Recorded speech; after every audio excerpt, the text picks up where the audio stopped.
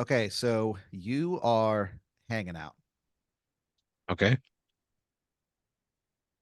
Things are going okay, you know? Okay. You are doing stand up. You're doing a lot more stand up actually. Great. I love to hear it. Yeah.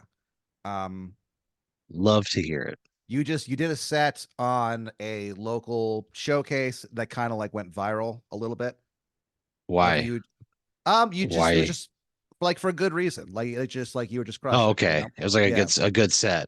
Okay. Yeah. The show was it was so there's this new company making glasses.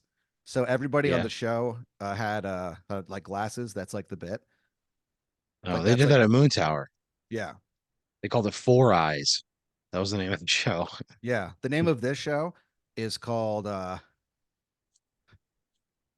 Four Eyes. It's just the same name. Oh, okay. I mean, yeah, Yeah. So they steal the cool. name and they do this show.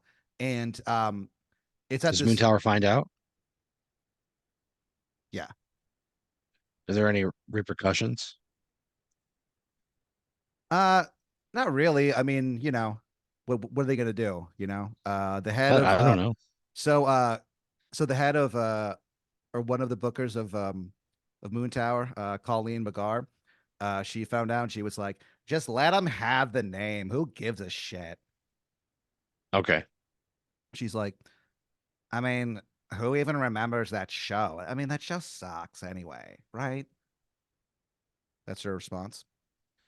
So nothing really like happens, but they do this the show. It's hosted by this guy. His real name is Evan, but his stage name is Big Fat Worm. What? Big fat worm? Big Fat Worm. WYRM. So Oh it's like no. medieval. Yeah. He's just a guy Oh, who he loves Renaissance fairs and stuff like that. He loves like medieval history and shit like that. So Big Fat Worm goes up and he is he brings you up. funny? So the thing about Big Fat Worm is that he is funny, but like a lot of times he kind of does jokes that you're like, you don't have to do jokes like that. You know what I mean? Like jokes Yeah, about yeah, like yeah. where like he'll go up and he's just like, I'm just a big fat dumb idiot. Yep, that's me. Big old fatso. And he slips on a banana peel and stuff, and everyone laughs. Like it kills. That's the So thing. he is like a big fat guy. He is a big fat guy. Yeah, but he Oh, does. okay. But like when he's not doing that, he's very funny. Like he's hilarious off stage. And like when he's not leaning into that, you know what I mean? He can be very funny. Yeah, yeah. But a Okay. lot of times he does kind of that.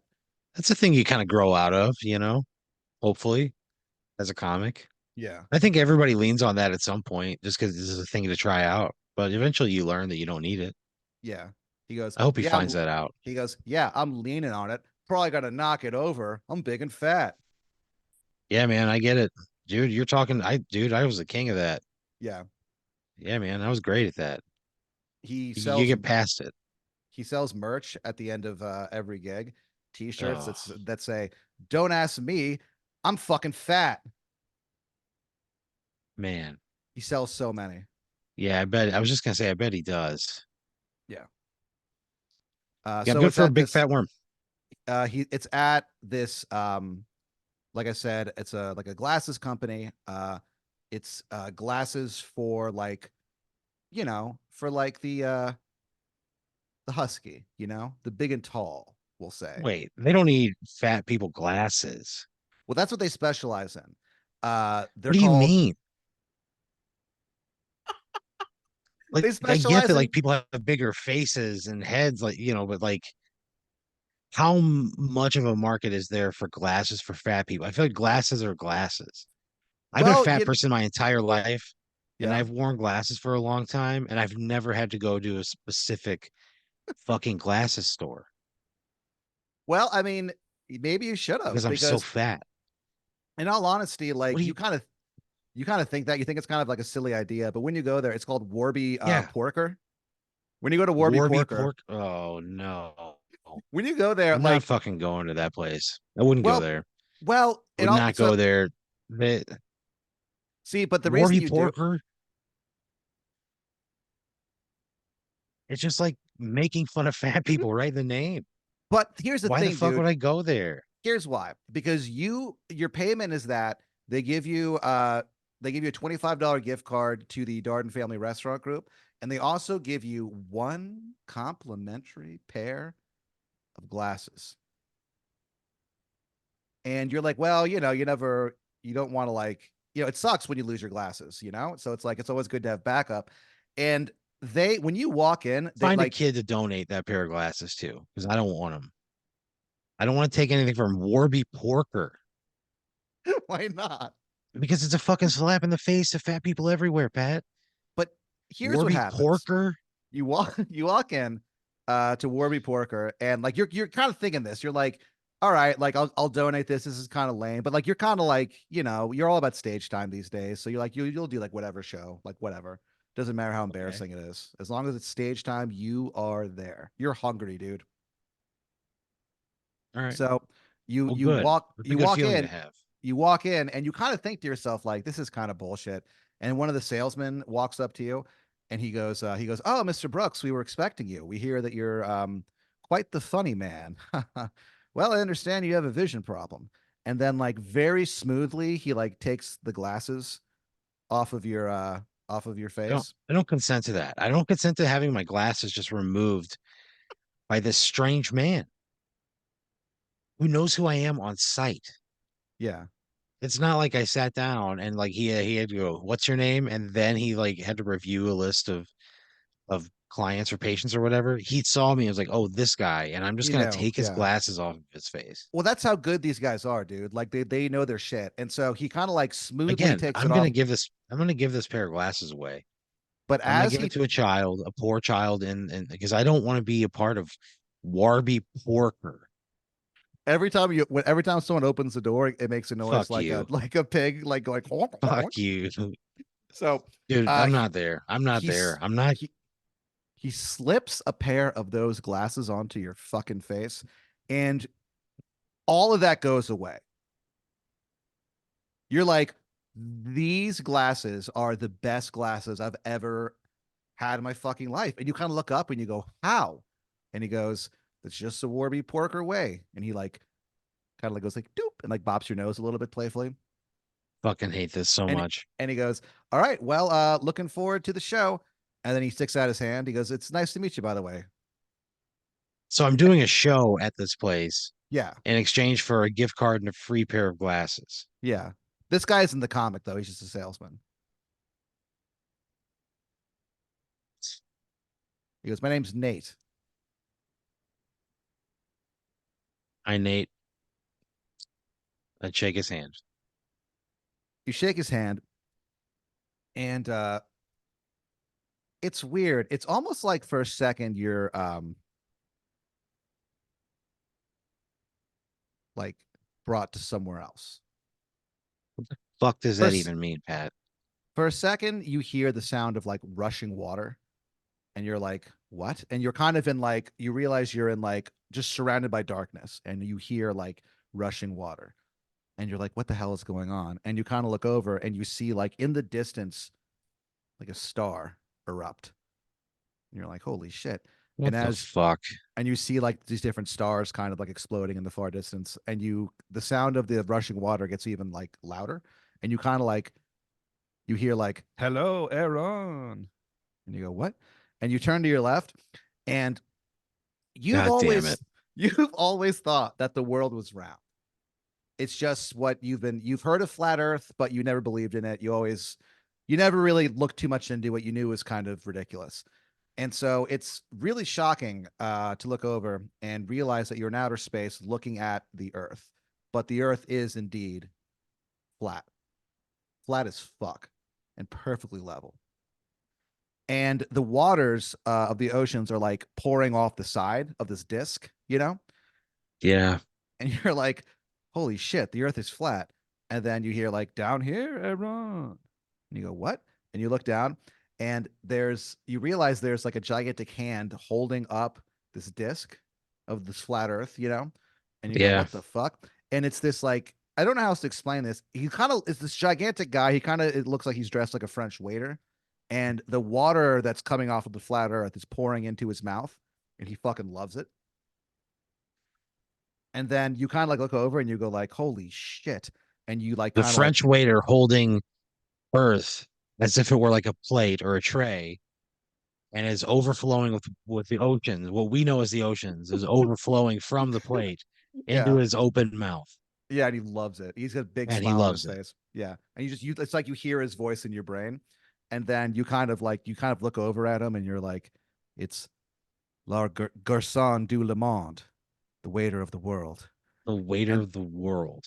and then in the background, like you kind of see in the distance, just like it starts to fade away and you start to fade back to consciousness as you watch the stars explode. You kind of snap What the back. fuck? I'm having a vision. The guy who shakes your hand, he goes, all right, well, see you later. He walks away. What the fuck? He's wearing a jacket, a members only jacket, but on the back of it, it just says Flat Earth rules. So you're kind of like a Is little, embroidered into the back of his jacket. Flat Earth rules. yeah. Ugh. Honestly, it looks kind of cool. That fucking sucks. I hate that. What do you mean? I hate how invasive that is. First, the guy takes off my fucking glasses, right? Just rips them off my face. Yeah. Now this guy is giving me a goddamn vision of a waiter holding up the world, which is flat. The ocean's pouring into his open mouth, and he's loving it.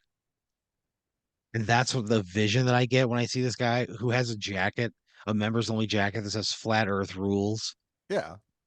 He's the Flat That Earth fucking prophet. sucks. Well, the prophet of the Flat Earth God. So you're kind of like a little weirded out by that, but then like, Yeah, the I'm very weirded out by that. but Like that vision that just like disrupts my entire fucking reality. yeah. And so from Nate Noyce was the guy's name. And so the show must go on. So you start it and you go up and yeah, you just have you're just kind of, maybe it's just the fact that you just had this weird, somewhat unsettling vision of the flat earth god, La Garçon du Le Monde, that you're just in this weird headspace, but you just fucking crush, man. And like someone just happens to be filming it and it goes viral, you just, so things are Right. going pretty okay. What does that mean? Pretty okay. Um, What does like that it, equal? you're just doing a lot of spots in like gigs that you've been trying to get on for like a while now. Uh, so things are looking like pretty damn good. Okay. And then you kind of get this like notice in the mail. Uh, it's like 8 o'clock at night. It's knock on your door. They're like night mail. And they put through like a piece of paper through like your like mail slot. They And announce so themselves. yeah, they always do. Why? The email doesn't do that. Because they're like, look, it's night. So night mail is this new program where it's mail delivered at night. And the reason that they knock is that it's like it's night, things are different at night. You can knock on the door during the day. At night, there's kind of like sometimes a weird undertone to it. So they make sure that that you're in good hands with night mail. Is that their slogan? You're in good hands with night mail. Yeah. And they And they want get you to away with that in a court of law. yeah. Allstate has nothing to say about this. They tried to sue, but like the public outcry against them, like they had a case, like they obviously would win that, Yeah. but people on Twitter were like pissed. They were like, "Don't fuck with night mail." Night mail has become a huge thing. Yeah. Yeah, there is a very vocal fan base, so they don't get in trouble, but you get like a piece of paper, and you what do?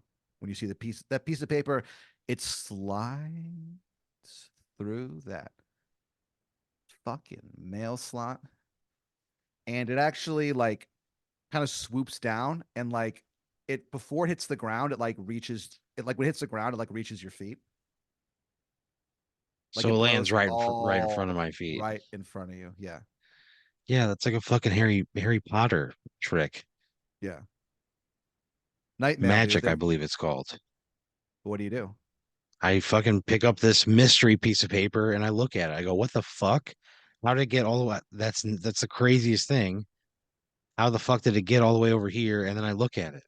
So you look at it and you're like, oh fuck.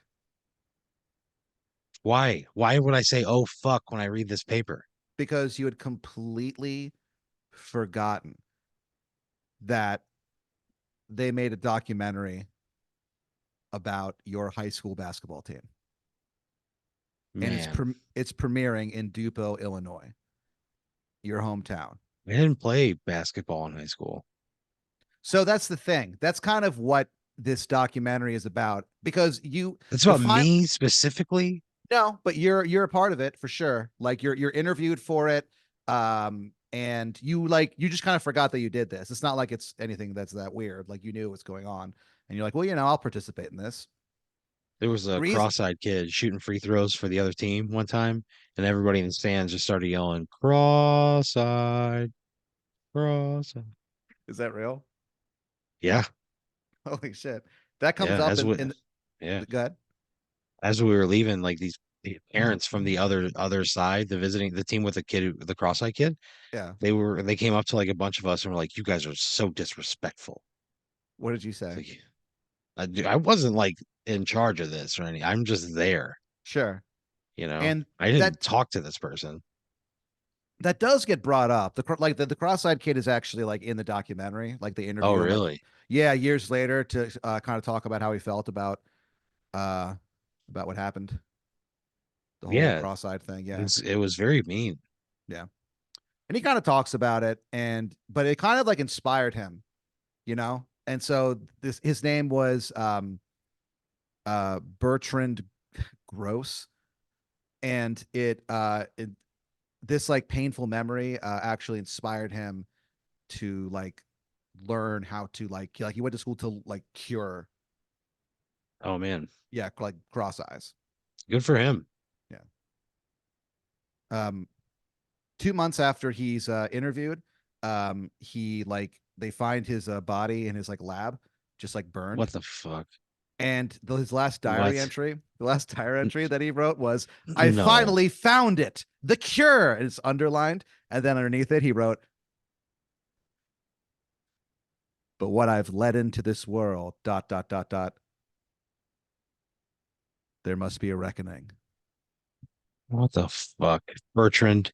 Yeah. So you're interviewed. So what happened was the reason that they made this is that the final game that the Dupo high school basketball team ever played, because the team got like budget cuts took it away. So it was like their Yeah, that makes final. sense. It's about a team's final season in existence. Yeah, the program is ending. Yeah, the program's ending. And Yeah.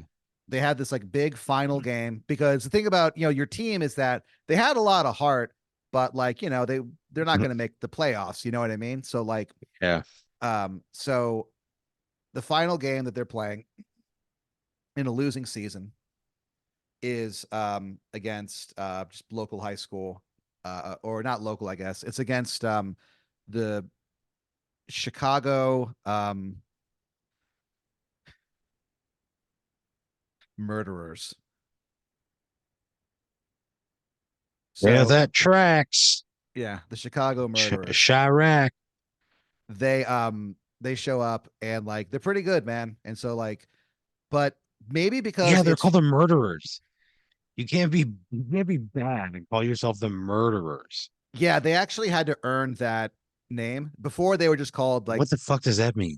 they were called the Chicago Cool Boys, and they Yeah. they were just sick of getting made fun of. Like they were just like kind of like fed up with it, and so they had a they're like, we need to change this name, but there was some kind of like weird like regulation or like some kind of zoning issue, so they couldn't change their name until they got like a perfect season, which they did the year before.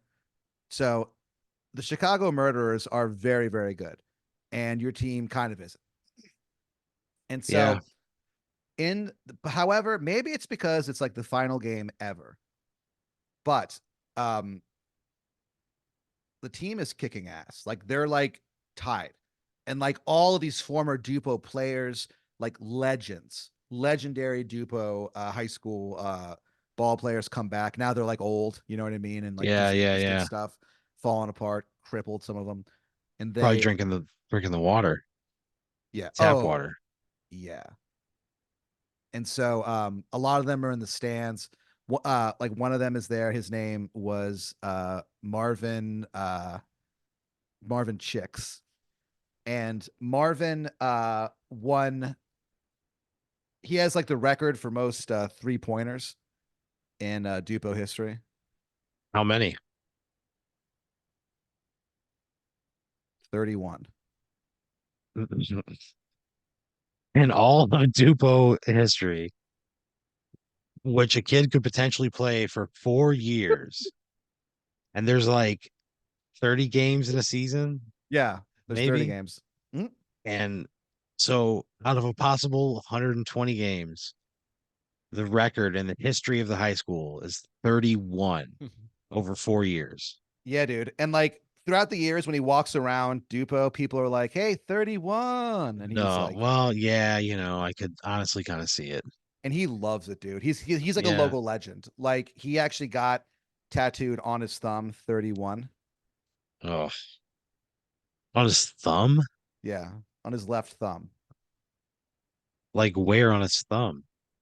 Um, just like on like the side of it. Oh, 2 years after he got it tattooed, he lost it in a poker accident. poker accident? What do you mean? A poker accident? Details are What kind of kind of accident? details are kind of hazy about it. Like he Yeah, won't talk Pat. about it. You don't have the kind of accident in a poker game. You might get a paper cut, but that's certainly not going to cost you a thumb. Well, I mean, I'm just telling you what happens. So he shows up. There's this guy, this other dude shows up, another Dupo legend. He has the record for most technical fouls in like Illinois high school history. Oh wow, how Yeah. many? 500. What the fuck? He was in high school for a very long time. Yeah, you just always had eligibility, I guess. I guess, yeah, I guess no one really noticed, but somehow he was able to play. He was in high school for about 12 years, and I don't know, man, he had a bit of a temper, I guess. But he was pretty good. Would have thought the IHSSA would have caught that. No, no, no, no. So like there are some heavy hitters in Dupo history there. And Yeah, so it sounds you like it. guys were going toe to toe with these guys The and Chicago Murderers. the Chicago Murderers. And it's like tied up fourth quarter. You were like the you yeah, so like you were on the team like but you never played. You were like kind of like the towel boy and kind of helped Yeah, like you yeah, always you always had like a clipboard and yeah. Keeping during and like stats. yep, keeping stats and keeping track of stuff. You I did that in junior high, and I took it very seriously. Yeah, and you did that year too in high school. Yeah, Like you would I like loved it. sometimes stand behind the coach, and on your clipboard, you would just had pieces of paper. You would just draw pictures of like penises and stuff like that, and show like you know the guys who are like listening to this like talk from like the coach. He's like screaming at them, and you're behind him, behind his back, showing these pictures of penises, and they're all trying not to laugh, and like they would always get in trouble. They never ratted you Yeah, out though. Every yeah, time yeah, and he would do stuff like he would go, and you're all fucking up, you're all fuck ups, except for Aaron. And he would turn and look at you, but you'd always go like, whoop, and like move it just in yeah. time. It makes sense. Yeah. I could be a bit of a rascal. Yeah. But he had no idea. Yeah, Yeah. That old coach actually shows up too. He's like long retired. yeah. Coach Edelman, Okay. Herbert Edelman. So they're all watching, and it gets to the last quarter, and they're in. Your team is in a little bit of trouble because every player on the team has fouled out. So they're like, "All right, we got to send an Aaron." Fourth quarter, tied. 10 seconds left, and you kind of like they look at you and they go, "Aaron, you're going in," and you're like, "Holy shit!" You walk out onto that court to face those Chicago murderers on your own. The whole team is going crazy. They're like, "Yeah, you can do it." The whole crowd is like chanting. They're like freaking out. They're like, "Aaron, Aaron, I wouldn't have been. I'm not Aaron." like so bad at basketball that I wouldn't have been, put in the game prior to that situation. You know? Yeah, well, they were like down to like the wire, and like they say that to you. They go, "Aaron, you're our last line of defense against these Oh guys." All no. right. They Okay. go, Chicago Murderers, five "Yeah, v one.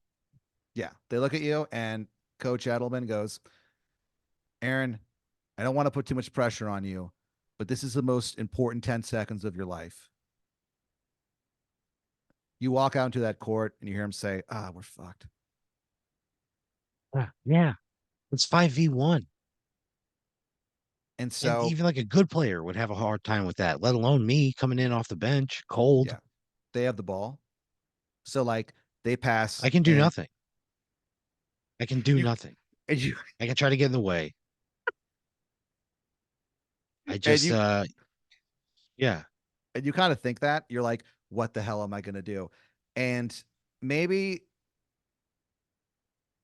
like I said, maybe it's because there were people chanting your name, but you were just like super pumped up.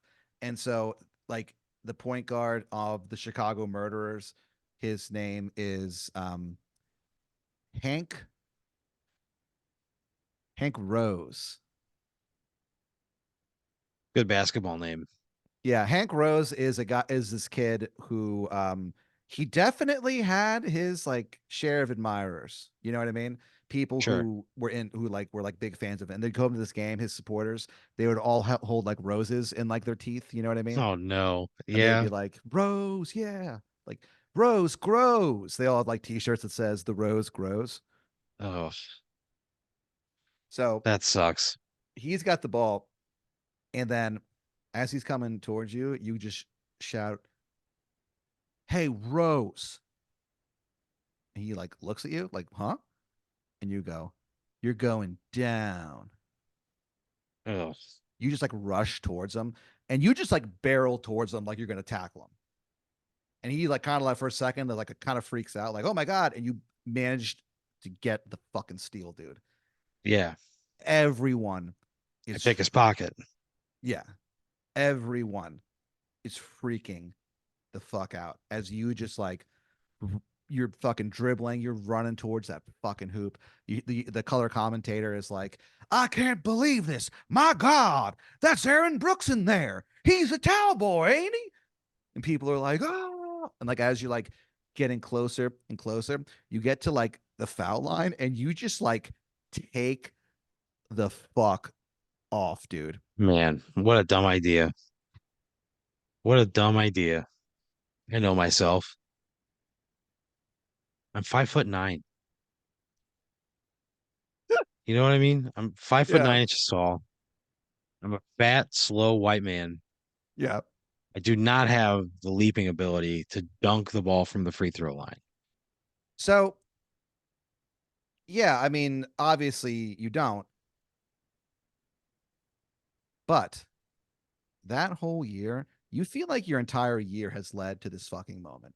That whole year in secret, you have been like training. You have had these like special shoes made by the Lanalax Corporation that have like little springs on them, kind of. So like you just use them to like jump, you know what I mean? And so you train yourself, you kind of give yourself like you train for this, you know what I mean? And like you never actually try to do a long jump. You just kind of think to yourself like, I am saving this leap for when I really need it. and you trained that whole fucking year. Sometimes you would just like wear the shoes as you sit down and watch a movie, and you would just pump those little fucking legs of yours, and they would get like sometimes so fast that like they would turn into a blur almost. And sometimes you feel like you could look into the blur and you could see things. And so Fuck. you just take off from that fucking like free throw line and you put everything into that leap. It is that one leap that you knew you had in you. So like you leap forward like 5 inches and you just sort of like go whoa and like just throw the ball and just by pure chance it goes in. Like it just goes in like it bounces on like the rim for like probably about 2 minutes. And everyone's like, What? oh 2 minutes on the rent? That is so long. yeah, dude. And like it is like tense. And everyone's like, holy shit. And you're like, oh, and it goes in finally. And you like the whole town went crazy. And for one night, Aaron, you knew what it was to be royalty. Yeah. People were just like freaking out. You know what I mean? Because like Dupo won. They won their final fucking game ever. And it Against the was all Chicago murderers. against the Chicago murderers. And it was all thanks to you, you know? The Chicago Feels good. murder, the Chicago murderers, as a result, they also lose their funding, and their their basketball team goes away too. But they kind of gloss over that in the documentary. So Jesus. you fly back to Dupo for the kind of like the what's that called, the grand premiere or Like a whatever. reunion. Oh, okay, Yeah. gotcha. Of the film. So We're gonna watch they're the movie. they're gonna watch the movie, and it's a reunion of all of the all of the surviving Dupo high school people, Um, and so they're gonna like screen the documentary at like the local high school, Dupo Yeah. High. You go there, you walk in, and everyone like turns and they're like, Brooksy, oh my god. And they're like losing their minds over you, dude. Nice. So like you're feeling pretty okay. Yeah. You walk over to like the guys. There's a couple of your old teammates there. Yeah. Buster's there, Graham, um, and a guy you just call Cherry. Oh, oh, And you guys just cut, Jerry, yeah, Cherry, like the fruit. yeah. Everyone called him Cherry, even like the like teachers. So Why? That's like that immediately just makes me think that this guy's like a known virgin. it's just I don't know, it's just what he's called. I don't know. And so you guys are kind of like joking around and palling around and stuff, and then the movie starts, the documentary. What's it called? It's called One Game to Rule Them All. The Oh, story of Dupo High. that sucks. It's um it's directed by Werner Herzog. He like did a documentary about it. Because there was a lot of footage of the games. Like they show the game and stuff like that. Um so you watch it and like it's pretty interesting, it's like a pretty you're kind of not overcome with like memories, but you kind of are in like kind of a nostalgic mood. Sure. As you kind of like walk over. They have like a spread there for you guys of like food, Oh, fuck yeah. Yeah, dude. And so you walk over to the That rules. spread I don't know why I got so excited about that. because yeah, I mean, you walk over and like you're kind of excited like as you walk, you know what I mean? You're like, you kind of have an extra spring in your step and you think of that fateful game all those many years ago. And you have to physically stop yourself from like leaping forward towards it. And so you walk over and you go, there's like one last piece of ham left. And as All right. you walk towards it, you see it, and you're like, "That's mine." You know in your heart. Why? How come? Why is there no ham left? I don't know. I guess the ham was popular that evening. The And ham went so quick. the ham went quick. And as you walk towards it, you kind of like start humming to yourself, and you hum to yourself, I love eating ham. And I as love you eating ham. and Yeah. as you go to reach for it, like someone else's hand like reaches for it at the same time, Oh and you kind of like no. stop and you look up, and it's this like woman. She looks like she's about your age. Yeah. She's got like, you know, long black hair. Okay. He goes, "Oh, sorry, I was sorry, I really I guess I really wanted some ham, but go ahead." What do you say? Say no. Feel free. I'll find something else. Enjoy the ham. And she goes, "Oh, thank goodness. I love eating ham." And then she looks at you and she's like, "Ah, Aaron Brooks from the documentary." Yeah. Is she from? Is this woman from Dupo? Yeah, you don't recognize her. She went How? to There were like 500 kids in our whole school. Everybody knew everybody. but for some reason you're like, "How do I know you?" And she's like, "Yeah, I went to high school with you." She goes, "My name is Lizzie Lockman." Man, there were these three sisters in my high school who were the Lockharts. Really? So that's very close. Yeah, there Yeah. were three of them. And so Kind people, good people. hell yeah. And this woman seems pretty kind too. Like you guys actually get into a conversation and start like talking. And before you know it, it's been like 3 hours of you just chatting with Lizzie Lockman. Oh man. And then she's like, "Well, how long are you going to be like in town for, Aaron?" And you're like, "You're planning on being there for, a few more days, hanging with mom and just kind of chilling and stuff." Yeah, seeing family and friends. Yeah. And so she's like, "All right, well, like by that point you guys have like exchanged information and stuff." And she's like, "Yeah, maybe I'll see you in the next few days." And you're like, "I'd like that." And then Ugh, and so you guys like you kind of like go probably home. would say that. I'd like that. "I'd like that." And you kind of like start driving and you realize that like when you get to the hotel you're staying at, you get out of the car and she's right there.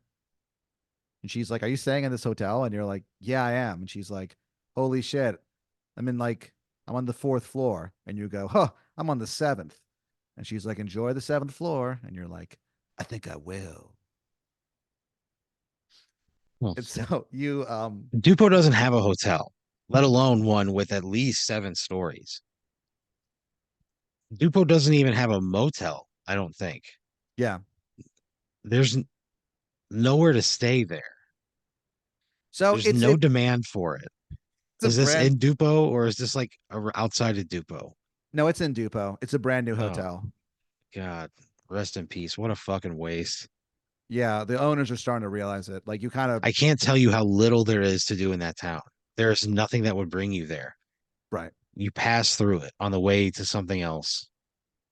There's So you're nothing there.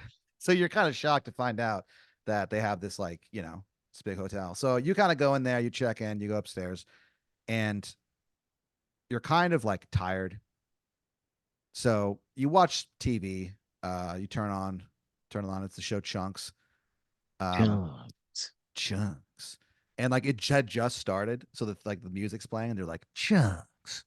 Yeah. And so you kind of you're like about to drift off to sleep when like suddenly from like outside of your room, and you think this is impossible because you're 7 stories up, you hear like a booming voice like, "Aaron." What the fuck? What do you do? I freak out, Pat. There's a booming voice coming from outside of my room. What the fuck can I do? I can't do anything. You hear, "Aaron, it's me, the man in the moon." God damn it. You look out the window and Yeah, it's like a I try to identify the moon. it's a full moon, and it's almost like you can see a face in it. And it I go, goes what the fuck do you want? goes there's something interesting down there. And he kind of like Oh, looks down, gross. and you like what? And you look out, you kind of look down, and it's like there's like a swimming pool there. It's a hotel, and you Yeah. see like Lizzie Lockman walk over to the pool, and as she reaches the pool, like the second that her toe touches the water, she starts to like change form.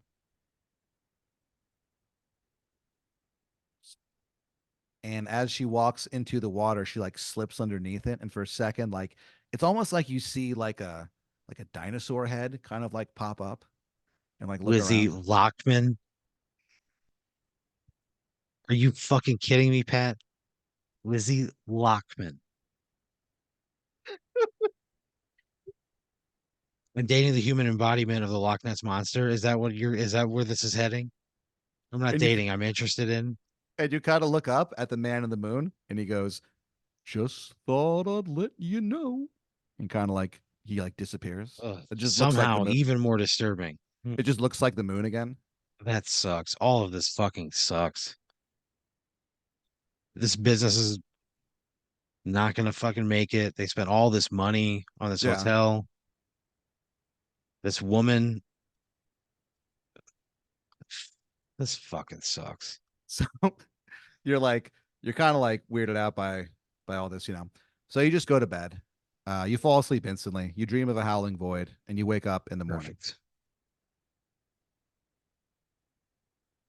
You wake up, and sitting in the chair directly across from your bed What the fuck is this? is a man.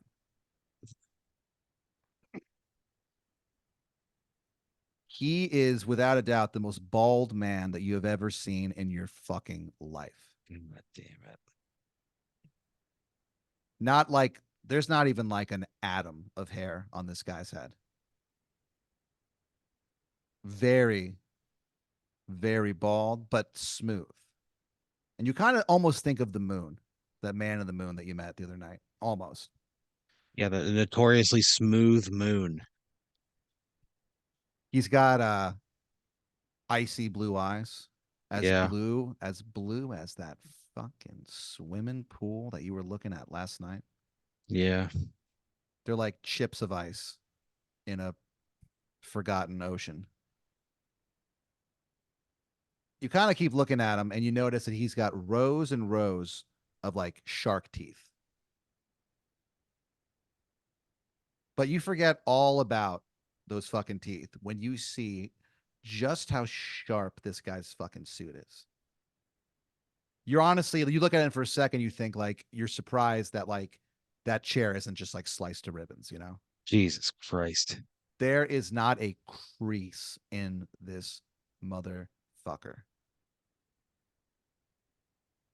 He says, "Good morning, Aaron. I'm Ice Bones Jones, head of communication for the Lanalax Corporation." He goes, "What floor is she on?" Who are you talking about? He goes, "The Loch Ness Monster. I know she's here, Aaron." I don't think the Loch Ness monster could fit inside of a hotel room. And he goes, "God damn it, you know who I'm asking you about." And his eyes like flash, with like anger. He's pretty pissed off. I'm not giving anybody up. Like I don't know who you're talking about. I don't know what you're talking about. The Loch Ness monster. I see you want me to believe the Loch Ness monster is was staying in a hotel room here. How is that Yeah. possible? And he kind of like looks at you and he goes, a romantic to the end. Also, you just fucking showed up in my room. Yeah. I awoke to you sitting there. Your How uh long were you there watching me? your glasses like instantly like freeze. It suddenly God becomes damn it. very, very cold in the room. Are you And they fucking become kidding so me? cold that they like shatter. And Great. the ice, or rather the lenses are like the thing about Warby Porker is that Great. they advertise their glasses as, for like, the portly, but they're also like they're very, very thick, very, very intense glass. You know what I mean? So like it's super fucking sharp. And so they shatter into your Great. eyes. Great. And even though that you're like blinded instantly, it's Yeah. almost like you can still see that fucking suit right before he slashes your throat. Jesus Christ. That You fucking sucks. you bleed out blind in a failing hotel Are in you Dupo, kidding Illinois. me?